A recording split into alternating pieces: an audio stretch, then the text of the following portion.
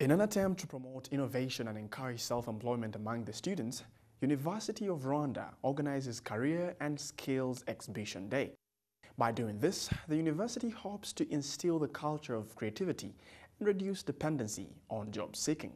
We've done quite a lot at different levels, at an individual level, and as well as at departmental, school, and at college level. We've got quite a number of innovators, young innovators, through entrepreneurship clubs, and some of those entrepreneurship clubs are organized by students, they're peer-led clubs.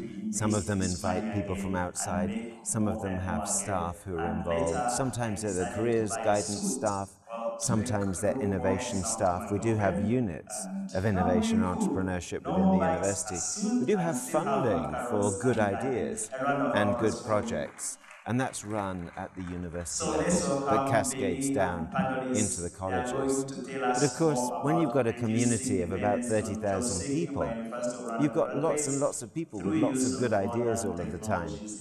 But we have to get much better at embracing people's ideas, at helping people say crazy things, come up with strange ideas, to work them through, to challenge one another. And somewhere in there, there'll be some really, really good ideas. A lot of that culture can be driven by students. I mean, I want to see students helping to create the culture that we need in the university. But at the moment, it also needs the leadership of the staff. And we've got a lot of innovation and creativity from the staff, but they don't always get the opportunity to share that with students. And they don't always get the opportunity to create spaces within teaching because the curricula is fairly packed. So we want to kind of open that up a little bit. And people have started to do that already, just to begin to do practical sessions, to do experiential learning, to use problem solving, problem-based learning, challenge-driven education, those kind of techniques where students can look at problems and through those problems find solutions, but then they can anchor those solutions in the theory, but in practical application. Now, how do we incentivize it? I mean, we incentivize it largely for students by giving some kind of academic credit for what people do. But increasingly, we're putting money aside so that we can incentivize people with really, really good ideas that can get some seed funding.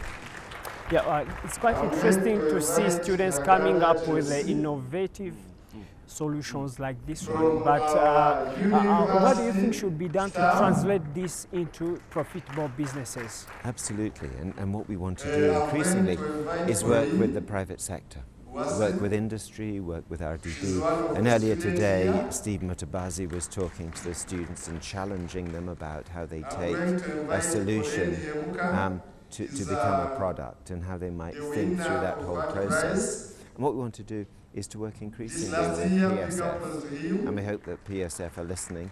We know that they're very keen to work with us because they've approached us as many times as we've approached them.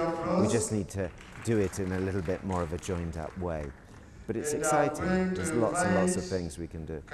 Very interesting. Now, the government recently increased the budget for the University of Rwanda by 40%. Now, what are we looking up to in the sense of promoting innovation and technology at the University of Rwanda? The government did, and I mean, that's exceptional. I mean, look for another government that's done that recently anywhere in the world.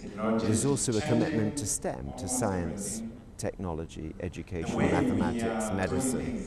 We also have a commitment to this movement from STEM to STEAM, where you bring in the arts and the social sciences, so that if you create civil engineers to build bridges that connect communities, the students, the graduates can understand the lived experiences of those communities.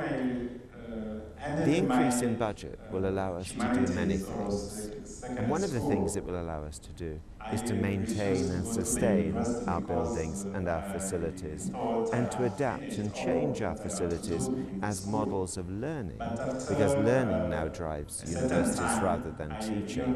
That money will allow us, with our partnership funding, to change the way we view libraries, from having physical textbooks that are often out of date by the time they reach our shelves, to providing access to open educational resources.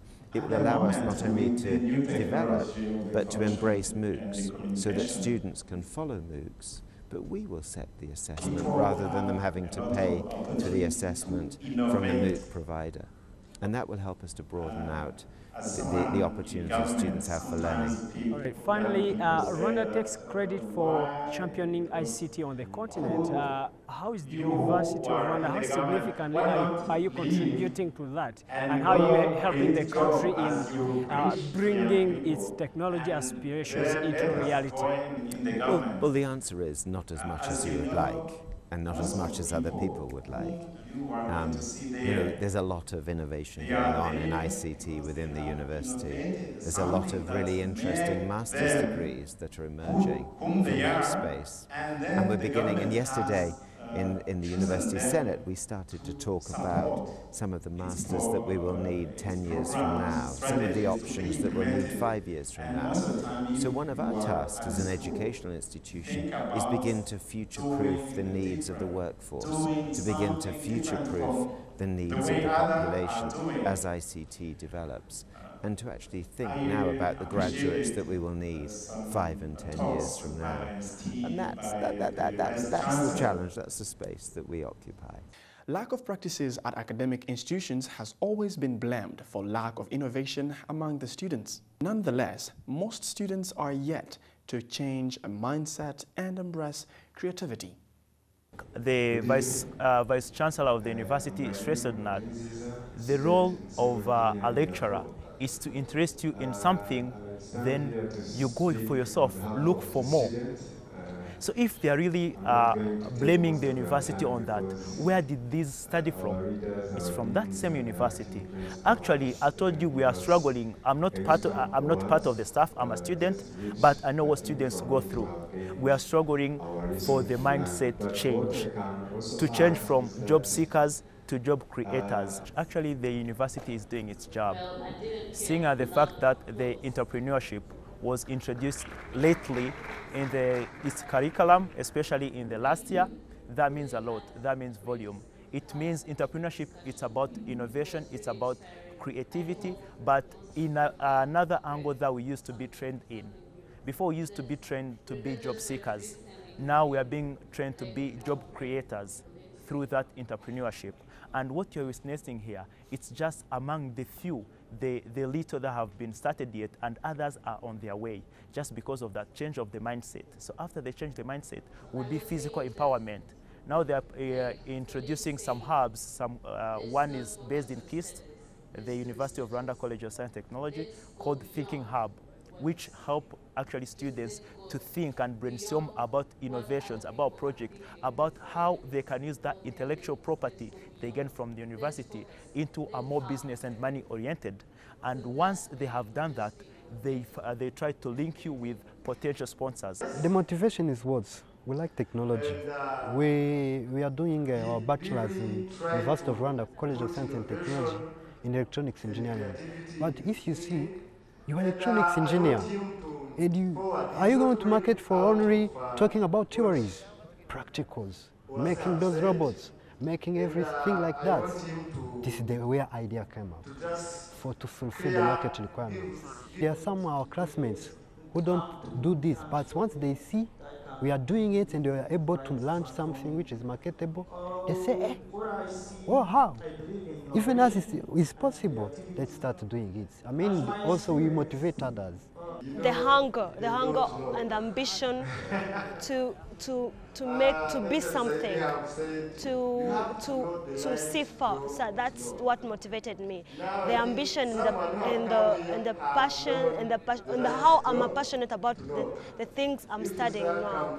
That's what motivated me to go in this project and find even solutions. But not only that, but I also want that the Made in Rwanda to be more in technology. We see that Made in Rwanda, it's only in design clothes, but not in technology. We want also to have our own chip, like to have our own industry that can produce systems like those.